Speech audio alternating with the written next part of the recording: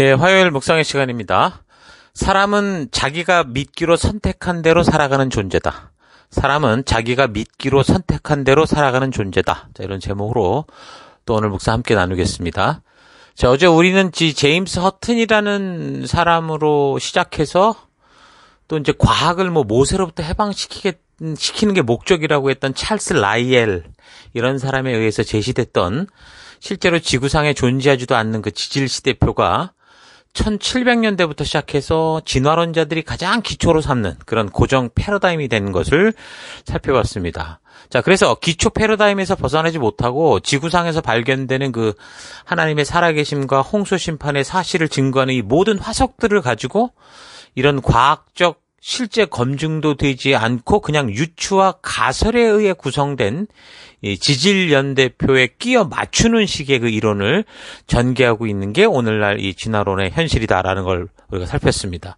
자, 이렇게 과학적 바른 확인 과정을 거치지도 않고 자신들의 추론을 바탕으로 만든 자신들의 가설과 주장을 이게 지금 사회 학교 교과 과정에까지 다 집어넣어가지고서 지금까지 거의 150년, 200년이 지나는 동안 모든 교육의 기초로 그렇게 이제 가르침으로 말미암아 현재 이 지구상에서 학교 교육을 제대로 받았다는 모든 사람들이 자신도 모르게 진화론적 사고 방식에 물들어서 그런 세계관에 이제 빠져 있는 그런 끔찍한 일이 벌어진 거죠. 그러니까 사탄이 이런 사람들 그리고 찰스 다윈을 통해서 결국 자기의 세상을 구축하기 위한 그런 기초, 그러니까 하나님을 근본적으로 믿지 않는 그런 아주 단단한 기초를 만드는 그런 결과가 된 겁니다. 그래서 우리 성도들은 이런 역사적 사실들을 잘 분별해서 우리도 지금 잘못 교육된 그 진화론적 패러다임 속에 우리가 지금 무의식적으로 가지고 있는 것들을 다 끊어내야 되고, 그리고 더불어서 이제 우리 아이들, 청소년들, 청년들을 포함한 다음 세대들에게 바른 성경적 세계관을 심는 그런 일에 최선을 다해야 되는 겁니다. 일주일에 고작 한 번 교회 와서 그것도 30분 정도 설교를 듣는 그런 일반적인 주일학교 교육 시스템으로는 이런 일을 감당하기 어렵습니다. 주일날 한 번 왔을 때도 30분 정도의 설교도 되지 않지만 그것도 대부분 재미있는 것들을 중심으로 구성을 하다 보니까 정작 정말 우리가 고민하고 바르게 세계관으로 심어가야 되는 것들은 건드리지도 못하죠. 주일 학교만 그렇겠습니까? 지금 그 어른 예배라고 하는 그런 대예배 같은 데서도 결국에는 이런 것들을 온전하게 하지 못하고 다 무슨 이제 특별한 어떤 세미나 집회 이런 걸로 돌려서, 그러니까 기본적으로 매주마다 와서 생활하는 이 기본 생활에선 다 빠진 상태로 그냥 그렇게 자꾸 이제 사람들을 모으는 것 위주로, 그러니까 재미와 이런 걸 위주로 자꾸 운영되고 있는 현실인 거죠. 그러니까 교회 전체적인 구조가, 그러니까 목사로부터 시작해서 모든 성도들과 모든 교육자들과 또한 그래서 교회 전체 구조가 거의 개혁적으로 뒤바뀌어져서 성경을 중심으로 바르게 살피고 묵상할 수 있는 그런 어떤 한방향 정렬을 하지 않는다면, 그런 교육 구조를 완전히 바꾸어서 개혁을 일으키지 않는다면 이거는 참 교회가 점점 가망이 없어지는 거죠.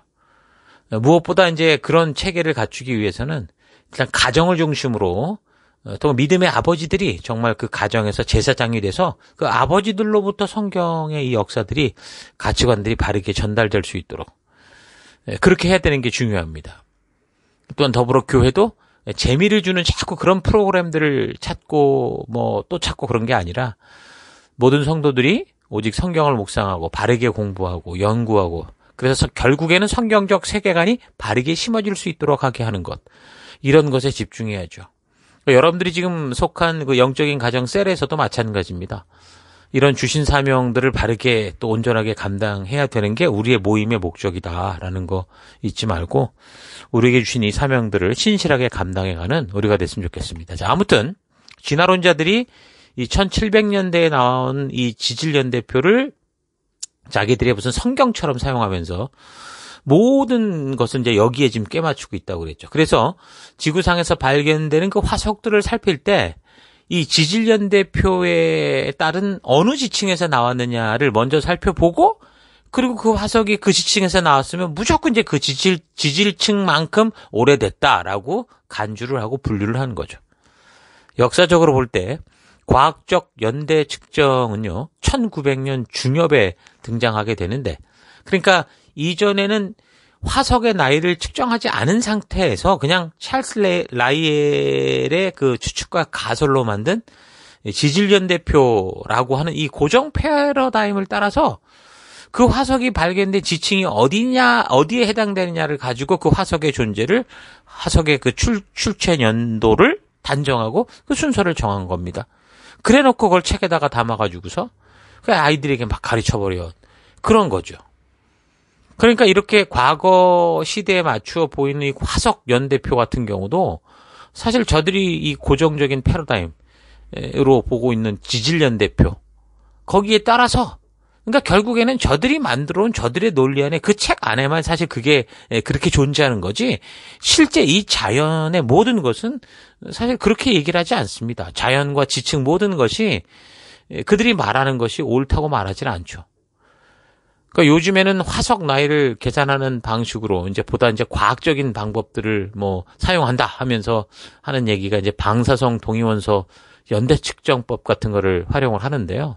이건 1949년에 나온 그런 방법입니다. 윌라드 프랭크 리비라는 사람에 의해서 개발된 방법인데, 그러니까 방사성 동위원소라는 게 어떤 물질을 이루는 원소 중에는 불안정해서 이게 그 원래 원소에서 다른 원소로 변해가려는 성질이 있는데, 그러니까 화학 성질은 같은데 그 중량, 질량이 변하는 그런 원소를 방사성 동위원소라고 합니다. 그러니까 불안정한 방사성 원소인 모 원소가, 그러니까 처음에 그 시작된 원소가 붕괴하면서 안정된 그런 또 자원소, 다른 원소로 변해가는데, 이 붕괴를 통해서 원자의 수가 절반이 되는 그런 시간을 이제 반간기라고 그러거든요. 반으로 이제 줄어들었다 그 말입니다. 이 반간기는 원소에 따라 일정하기 때문에 물체에 남아있는 방사성 원소의 숫자를 통해서 이 물체의 나이를 측정할 수 있게 된다는 거죠.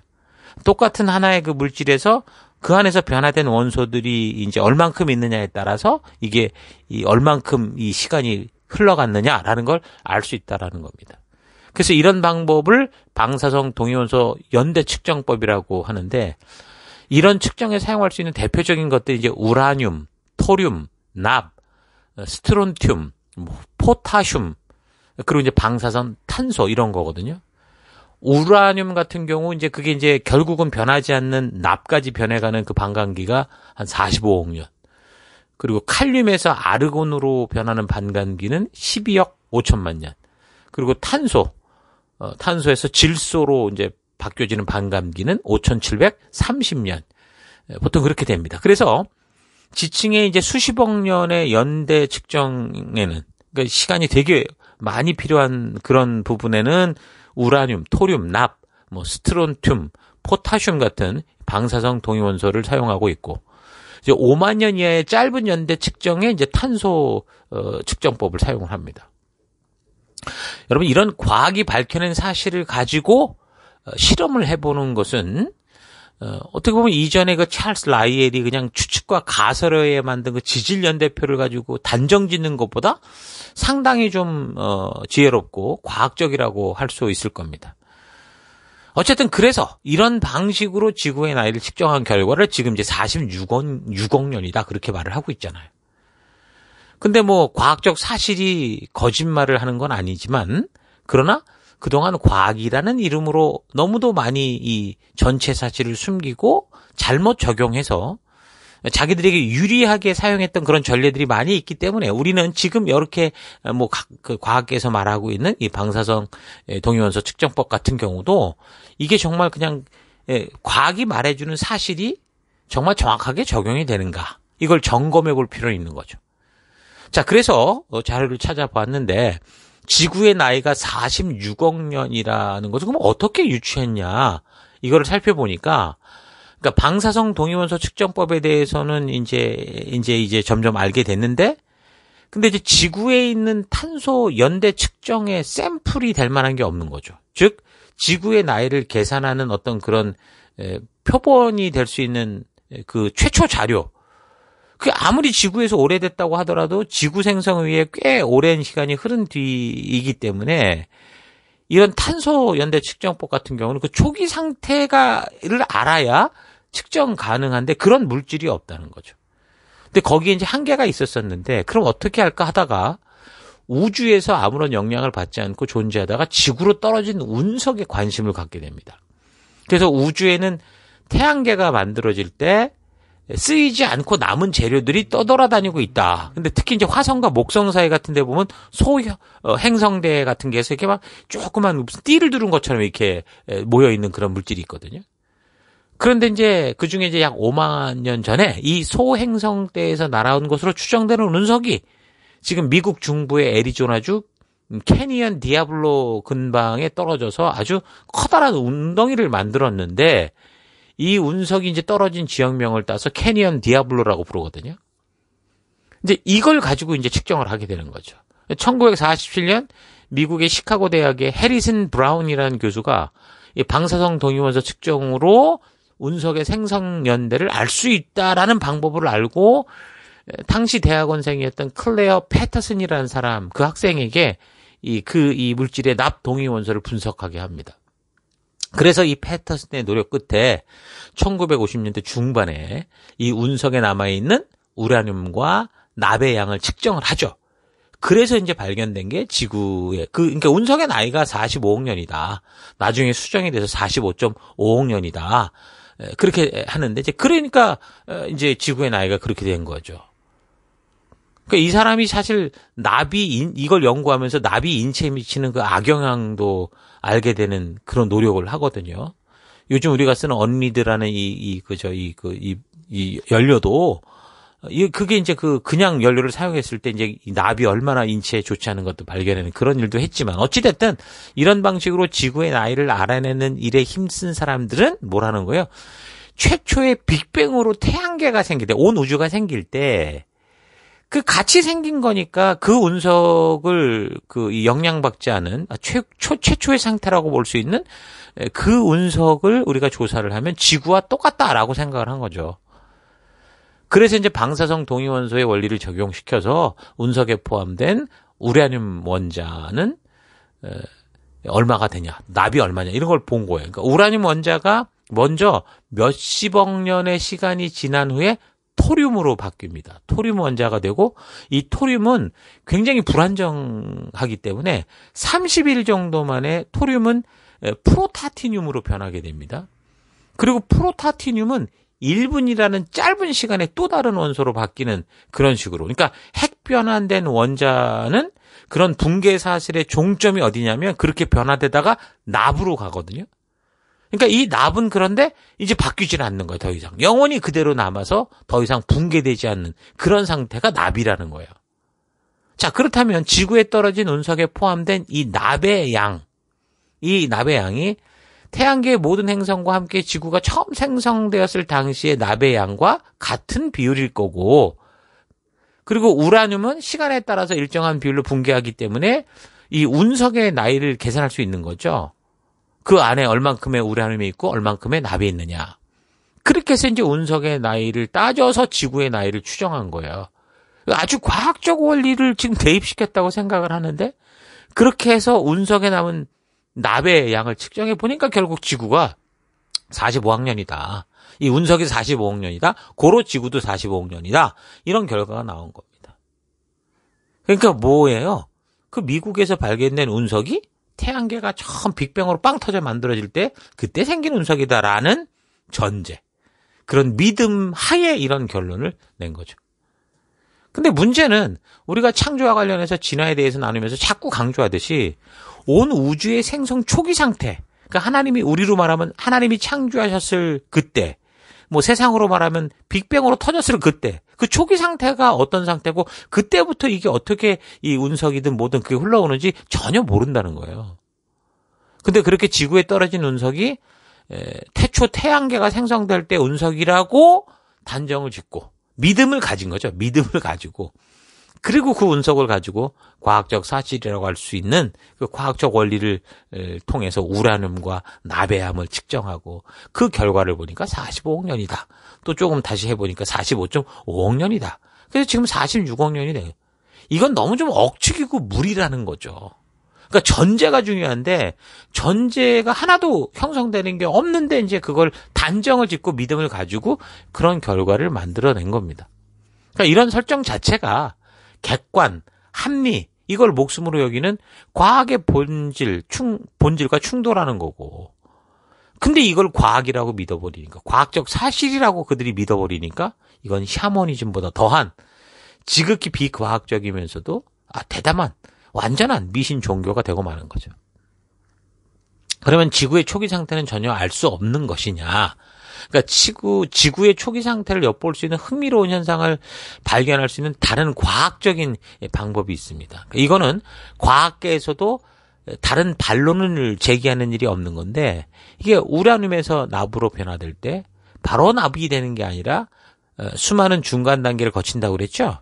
그리고 이제 납이 되는데 그 과정 가운데 뭐가 있냐면 일정한 헬륨이 방출이 되는 거예요. 그러니까 우라늄 하나가 그러니까 1대1로 변화될 때, 1대1에서 1로 변화될 때 그 과정 속에서 방출되는 헬륨이 있는데 그 헬륨의 양이 숫자로 따지면 8이 나오는 거야. 하나에서 하나로 변화될 때 8의 헬륨이 나온다는 거죠. 그러니까 이런 과학적 사실, 이건 과학적 원리니까 이거는 진화론자든 누구든 간에 이건 다른 말할 게 없어요. 이건 진짜 증명된 사실이니까.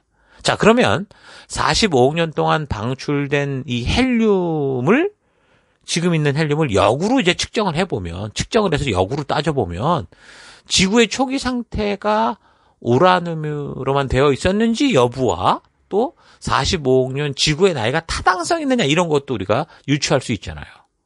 과학적 방법이죠, 이것도. 그러니까 현재 진화론 측 주장에서는 지구 초기 상태를 전부 우라늄으로 시작됐다라고 가정을 하고 그 초기 우라늄이 반감기를 거쳐서 생성한 이 납의 비율이 현재 이제 측정한 거고, 그래서 지금 이 우라늄에서 납이 변화되는 45억 년, 6억 년 이걸 가지고 이제 그렇게 얘기를 했는데, 그러면 그 45억 년이 됐든 뭐 46억 년이 됐든, 그럼 그 기간을 가지고 그러면 변화되는 시간 45억 년에 따른 헬륨 양을 계산해 보면 분명 금방 알 수 있잖아요. 그럼 분명한 건 납의 양보다 8배는 많아야 되는 거죠. 헬륨의 양이. 그런데 현재 이 지구 대기에 존재하는 헬륨의 양은 있어야 할 헬륨의 양의 100만 분의 1도 안 된다는 거예요. 그러니까 어떤 자신이 원하는 부분만이 강조하는 게 아니라 과학적 사실로 드러난 것들을 다 근거로 해서 전체적인 거를 과학적으로 조사를 해보면 지금 진화론자들이 설정한 지구 초기 상태가 모두 우라늄으로 되어 있지 않았다는 게 확실한 거죠. 그러니까 과학적 원리가 틀린 게 아니라 그 원리를 적용하는 그런 사람들의 이 쓸데없는 그 생각들, 고집들이 문제라는 거예요. 그러니까 그런 걸 봐도 이 지구는 늙은 지구가 아니라 오히려 젊은 지구가 되는 거죠. 그러니까 이런 사실 앞에 진화론적인 입장에서도 다르게 변명할 여지가 없잖아요. 과학의 원리를 갖고 얘기하니까. 그러니까 또 다시 증명도 되지 않는 또 다른 가설을 만들어내죠.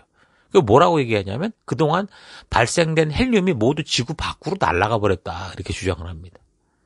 그래서 많아야 되는 그 헬륨이 왜 어떻게 어느 정도 날아갔는지를 가지고 별별 이제 또 가설들을 다 떠들어대는 거예요. 왜요?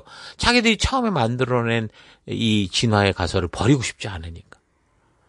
그러니까 그만큼 진화론적 가설에는 모순과 억지가 너무 많고 오히려 성경에는 이게 구체적으로 그런 얘기를 하지도 않는데 오히려 성경이 이야기하고 있는 게 훨씬 더 과학적 원리에 맞고 그게 사실이 된다라는 걸 우리가 또 알 수 있는 거죠. 또 한 가지는 성경의 6,000년 역사가 좀 확실하다라고 또 볼 수 있는 증거 중에 하나가 이 지구의 자기장입니다. 태양에서 나오는 해로운 광선으로부터 지구를 보호해주고 있는 게 자기장인데 지구로 쏟아지는 유해한 그 우주 광선이 지구의 대기권이나 지표면에 도달하지 못하도록 우주로 되돌려보내는 그런 역할을 하고 있죠. 그래서 만약 지구를 둘러싼 이 자기장이 없다면요, 생명체가 살아가기 힘든 그런 상황이 됩니다. 근데 또 이 자기장이 너무 세면 지구의 온도가 올라가서 막 뜨겁게 돼요. 생명체가 살 수가 없게 되기 때문에 이 자기장이 적당한 이 상태를 유지하고 있는 거, 이게 지금 지구가 생존해서 살아갈 수 있는 굉장히 중요한 조건이라는 거를 과학을 통해 알게 됐거든요. 근데 과학계에서 인정하는 자기장도 반감기가 있는데 반감기가 1400년이에요. 그럼 이걸 역으로 살펴봐서 지구 자기장의 세기가 과거 1400년 전으로 거슬러 올라갈 때마다 2배가 된다는 건데, 그러면 단지 1만 년 전이라고 해도 지구 자기장의 세기가 중성자별의 자기장과 같을 정도로 굉장히 어떻게 되는 거야? 세지는 거죠. 강해지는 거죠. 그럼 아까 이 자기장이 너무 세면 어떻게 된다고 그랬습니까? 지구의 온도가 올라간다고 그랬잖아요. 그러니까 이렇게 강한 자기장을 발생시킬 정도의 전류가 지구의 유동성 핵에서 열을 발생시키면 이거 완전히 핵폭탄 저리 가라는 거죠. 지구 자체가 폭발할 수도 있는 그런 결과가 나와요. 그러니까 이렇게 자기장을 통해 볼 때도, 과학적 원리를 통해 볼 때도 지구가 그렇게 오래될 수 없다라는 최고의 그 어떤 물리적 증거를 보여주고 있는 거죠. 더 나가서 우주광선의 피폭에 의해서 이제 탄소 C14이 생성되는데, 이 우주광선을 비껴가게 하는 강한 지구 자기장은 과거에 C14, 그러니까 탄소의 양을 획기적으로 감소시켰을 가능성이 많죠. 자기장이 그런 역할을 하니까. 자, 그렇다면 지금 이 지구에 있는 C14을 가지고 방사성 동위원소로 연대 측정을 하는 결과는 뭐라는 거예요? 불확실하다는 거예요. 첫 번째 상태가 어떤지 모르니까. 그러니까 항상 초기 상태가 어떠했는지 모른다는 게 그게 가장 이제 큰 관건입니다. 전부 초기 설정에 대해 아무도 모르니까 그냥 자기 생각대로 유추하고 뭐 가설을만 설정해버리고 나서 과학적으로 분명히 알 수 있는 그런 원리들을 가지고 자기 생각대로 막 걷다 갖다 붙이고 그걸 갖고 막 해석을 해내려고, 증명도 되지 않고 증명도 할 수 없는 그거를 자꾸 설명해야 되니까 사람들은 모를 땐 이게 진짜 과학을 말하는 줄 알죠. 그 과학을 말하는 게 아니라 과학의 원리를 가지고 자기들이 생각하는 가설과 추측을 얘기하는 건데 혼선이 따르게 되는 거죠. 모르고 보는 사람들, 이런 걸 전혀 듣지도 못하고 그런 얘기를 듣는 사람들은 그냥 그 사람들의 전문적인 용어에 껌뻑 죽고 마는 거예요.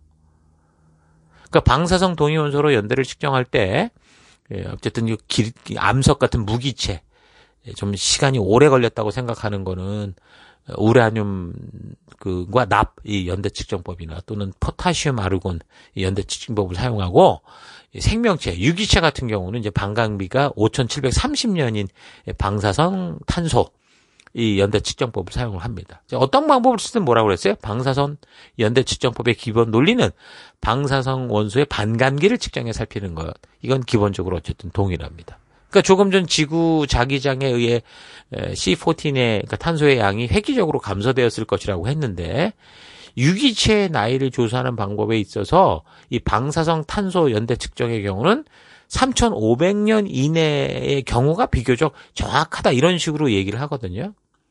근데 그렇다면 방사선 이 탄소 연대 측정법이 그럼 과연 옳은가를 또 보면요, 이것도 그렇지 않아요.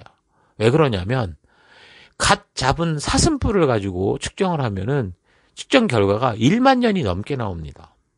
또는 물개를 잡아서 머리 부분과 꼬리 부분을 따로 검사를 했는데 이게 둘 다 다른 시기로 나오는 거예요.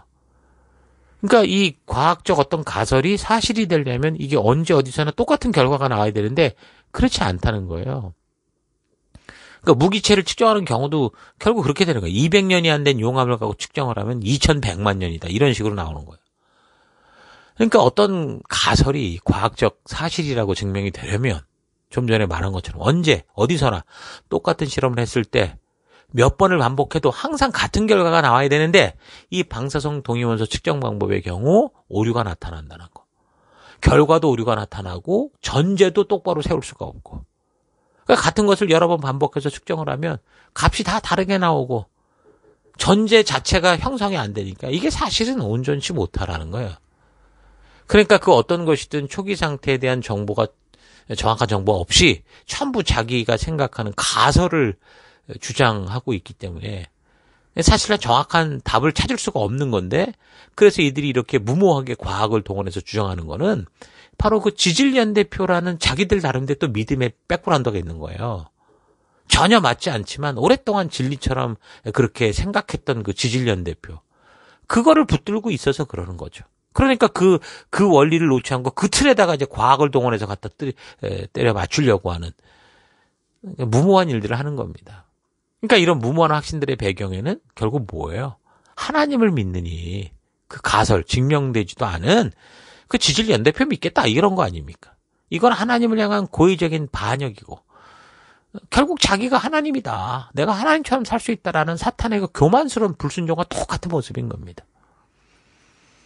창세기를 살피며 우리가 알아가듯이 많은 진화론 과학자들이 과학적 조사라는 것을 근거로 주장하는 가설들이 우리 성경보다 오히려 더 비과학적이고 덜 상식적인 것을 우리가 보게 되는데, 가설이고 누구나 자기 나름대로 상상을 할 수 있는 거니까 가설을 만드는 것까지는 그럴 수 있다고 할 수 있겠죠. 그러나 그 가설이 증명이 되지 않으면, 잘못됐으면 잘못된 거라고 인정을 하고 그 다음에 바른 진리를 찾아가면 되는데, 그게 아니라 이 잘못된 가설을 끝까지 버리지 않고 계속해서 과학의 원리를 동원해서 이거 사실인 것처럼 꼭 사실이 되어야만 한다라고 하는 신념을 가지고 우겨대는 게 문제인 거죠. 그래서 이런 저들의 태도가 이건 과학의 문제가 아니라 미신과 종교의 문제구나, 진화 종교구나 라고 말을 하는 겁니다.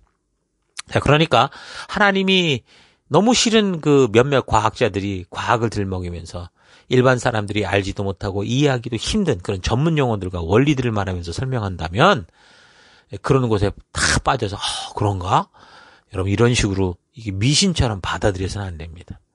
냉철하게 비평할 것은 비평하고 따져볼 것은 따져보면서 그게 사실인지 확인을 해봐야 되는 거예요. 참, 그래서 이 시대에 또 많은 믿음을 가진 이 창조가 성경을 믿는 과학자들이 있어서 그런 것들도 이렇게 또 과학적으로 증명할 수 있는 이런 분들이 있다라는 거 참 축복인 것 같아요. 저는 정말 과학이 더욱 발달해서 정확한 연대를 측정할 수 있는 그런 능력이 생긴다면 지금 성경이 보여주고 있는 이런 창조의 역사, 이런 모든 것들이 정말 정확하다라는 것을 분명하게 증명하게 될 것이다 라고 믿습니다. 자, 여러분들도 어쨌든 우리가 믿는 믿음이 결국 믿음이니까 이런 믿음의 그냥 맹목적인 그런 믿음이 아니라 이런 식으로 좀 더 하나님이 창조하신 과학의 질서, 그러니까 자연의 질서, 과학을 통해 바르고 온전히 알아서 좀 더 뿌리가 깊은 그런 믿음의 그런 근거를 쌓는 우리가 됐으면 좋겠습니다. 자, 오늘 하루 세상은 왜 이렇게도 성경을 통해 말씀하는 하나님의 창조의 방법과 그리고 이 지구가 너무도 선명히 보여주는 홍수로 인한 심판과 같은 사실들에 대해 도저히 믿지 못하겠다는 생각들을 하는지 잘 살펴보시기 바랍니다. 이미 믿음의 문에 들어온 우리에게는, 성도들에게는 하나님의 창조, 홍수 심판 등을 믿는 게 어렵지 않죠. 너무 쉬운 것이겠지만 믿음의 문을 들어서지 못한 상태에서 볼 때는 성경의 이 말씀들은 참 도저히 믿기 어려운 그런 사실일 수 있습니다.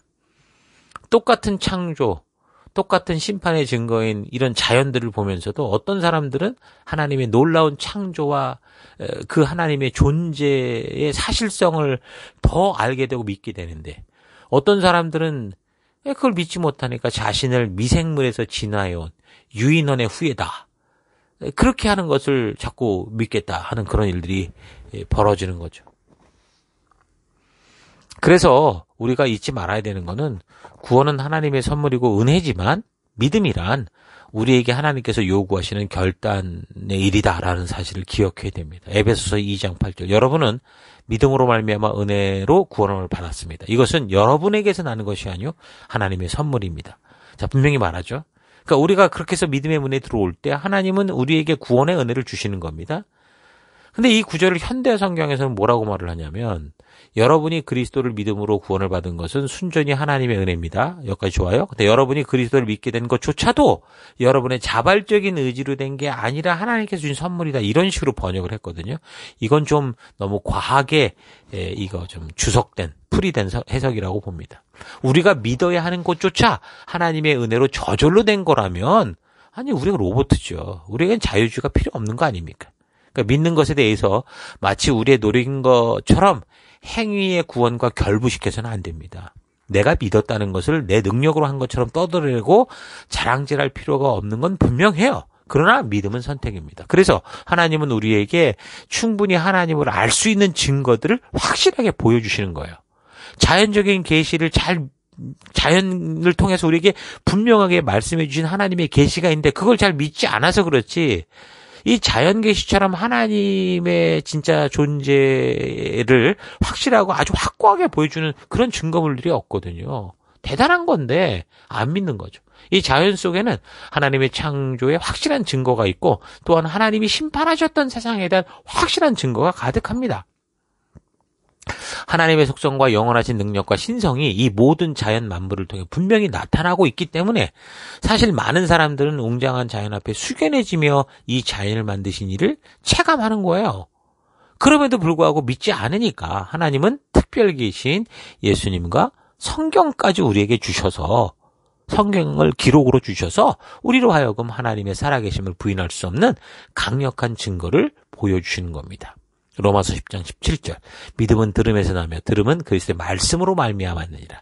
로마서 10장 10절 사람이 마음으로 믿어 의에 이르고 입으로 시인하여 구원에 이르느니라. 그러니까 믿음은 우리의 선택이라는 겁니다. 그래서 우리는 나중에 우리가 믿은 결과대로 심판을 받게 될 겁니다. 진화론자들은 진화 가설을 믿기로 선택했기 때문에 모든 살아있는 하나님을 알리는 자연의 증거들이 다 진화의 증거로 보이는 거고 참 이상하죠. 사람은 믿는 대로 보입니다. 그래서 이 세상에는 믿어야 보이는 것이 너무 많아요. 자기가 자기의 믿음을 가지고 볼 땐 보이지 않는 것들이 바른 걸 알게 되고 바른 걸 믿게 될 때 보이는 게 있다고요. 사실 이 세상의 모든 것이 다 자기의 믿음을 따라 보고 있는 거예요. 똑같은 것을 보면서도 자기 생각에 가득 찬 대로 그걸 해석하죠. 여러분의 삶의 현장은 지금 치열한 생존 경쟁의 자리일 텐데 바로 그곳에서 믿음을 가지고 그래서 나아간다면 하나님이 우리를 인도하시는 그 분명한 구원의 길을 볼 수 있게 될 겁니다. 아무리 사망의 음침한 골짜기 속에 있다고 하더라도 그 속에 하나님 인도하시는 그 길이 보인다는 거죠. 그래서 늘 살아가는 여러분의 그 삶의 현장 곳곳에서 그런 믿음의 길을 인도하시는 하나님의 세밀한 그 사랑과 그 이끄심을 만나는 그런 하루하루를 살아가는 여러분 되기를 주의 이름으로 축원합니다. 오늘 하루도 힘내십시오. 잠시 기도하겠습니다.